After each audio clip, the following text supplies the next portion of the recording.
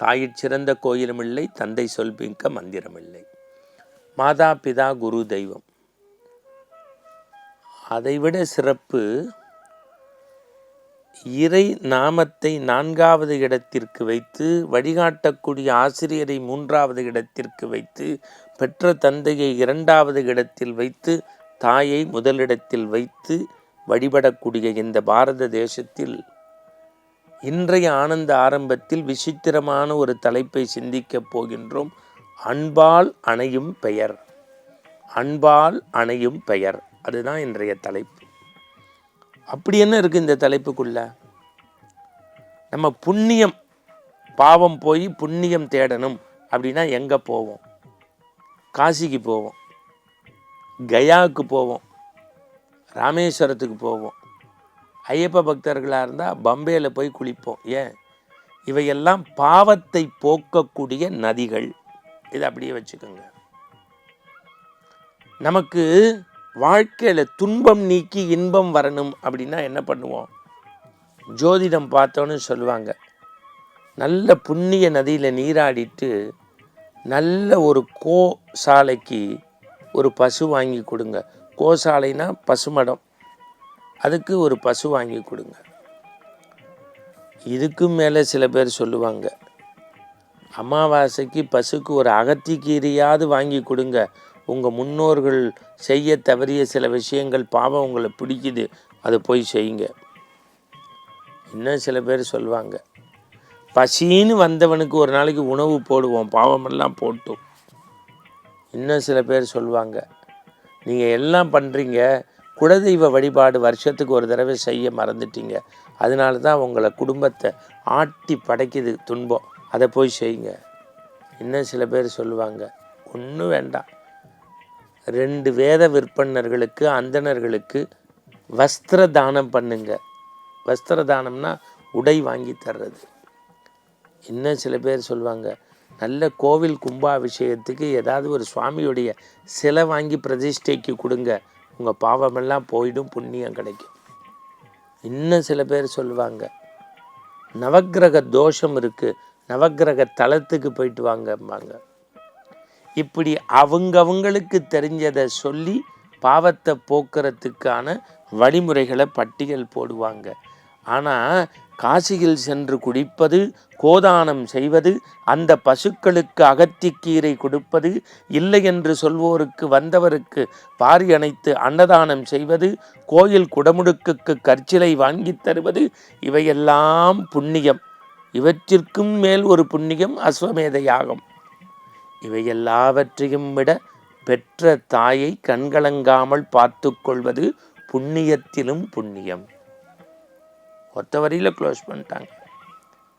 சாமி சிலை கூட கல்லில் தான் செதுக்கி ஆவாகனம் பண்ணி கர்ப்ப கிரகத்தில் வச்சு உயிர் கொடுத்து வணங்குறோம். ஆனால் கருவில் சுமக்கிறாளே தாய், இந்த கற்சிலையை விட ரொம்ப பெருசா. இதை நான் சொல்லலை. இந்த இந்து சமயத்தை இந்த மண்ணில் பரப்பதற்காகவே காலடியில் தோன்றிய கருணை கடல் ஆதிசங்கர பகவத் பாதா. 5 வயசுல அப்பாவை இழந்தாரு, உபநயம் போட்டு துறவு போனார் சின்ன வயசுல. அவர் எழுதுறாரு, மனிஷா பஞ்சகம் எழுதினாரு, சண்முக புஜங்கம் எழுதினாரு, கனகதாரா தோத்திரம் எழுதுறாரு. இத்தனைக்கு மேலே தன் வாழ்க்கையில் மறக்க முடியாமல் எழுதியது மாத்ருகா பஞ்சகம். 5 வரி பாட்டு. தாயினுடைய பெருமையை பேசுவது அவரால் துறக்க முடியவில்லை. சரி, அவர் வழியில் வந்த காஞ்சி மகாபெரிய சுவாமிகள் சொல்றாரு, தன்னுடைய பக்தர்களை பார்த்து, அம்மா இறந்ததுக்கு அப்புறம் டைரக்டாக உடைச்சாரு, தவசம் பண்ணு, இது ஐதீகம். ஆனால் ஆற்றுல அவள் உயிரோடு இருக்கும்போது ஜலம் வராமல் பார்த்து ஜலம் கொடு. ஆற்றுல அவள் உயிரோடு இருக்கும்போது கண்ணில் ஜலம் வராமல் பார்த்து ஜலம் கொடு. யார் தாயை மேன்மையோடு பூசிக்கணும்னு சொல்கிறாங்களோ அவங்க தான் ஞானமாக இருக்கும்.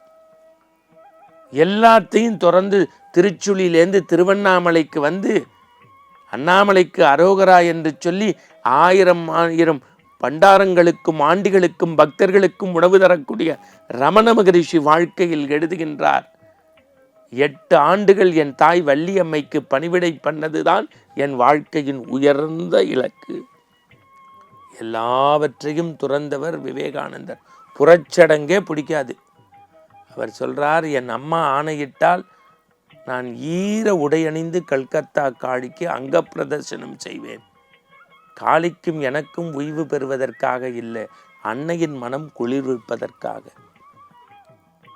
பாரத தேசத்துல பண்பாட்டு பறைசாற்றப்பட்ட நூல் அந்த பாரதத்துல மறந்துடக்கூடாது. குந்தியின் வயிற்றில் பிறந்த கர்ணன் குந்தியால் வளர்க்கப்படாத போதும் போர்க்களக் காட்சியில் 2 வரங்களை கேட்டார். அஸ்திரத்தை ஒரு முறைக்கு மேலே 2வது முறை பயன்படுத்தக்கூடாது, இந்த 4 சகோதரர்களுக்கும் எந்த பிரச்சனையும் வரக்கூடாதுன்னு. எதையும் செய்யாட்டி கூட கருவில் சுமந்த தாய் கேட்டு இல்லைன்னு சொல்வேனா தந்தேன்னா. ஏன்? அந்த அன்பு என்கின்ற ஒற்றை சொல்லுக்கு. நான் 1000 முறை சொல்லியிருக்கேன், உலகத்திலேயே அழகான ஒரு கடவுள்னா கிருஷ்ண பரமாத்மா. எல்லா கிருஷ்ணனையும் விட பண்டரிபுரத்திலே புண்டரிகன் தன் தாய் தந்தை பணிவிடை செய்து வருவதற்காக காத்து கொண்டிருந்த அந்த கிருஷ்ணன் தான் அழகு. காரணம், அவன் அன்புக்கு பணிவிடை செய்ய போனான். இவை எல்லாவற்றிற்கும் முத்தாய்ப்பாக நவீன உலகத்தில் கவிஞர் வாலி எழுதுகின்றார், நேரில் நின்று பேசும் தெய்வம் பெற்ற தாயன்றி வேறில்லையேன்னு. அந்த தாய் மனம் நோகாதபடி, அந்த அன்பு மனம் நோகாதபடி நாள்தோறும் நமக்கு இறைவன் உருவத்தில் வர முடியாது என்பதற்காக இறைவனையே நமக்கு காட்டிய தாய்தான் முதல் தெய்வம். அந்த அன்பால் அணையும் பெயரை கொண்டாடுவோம். வணக்கம்.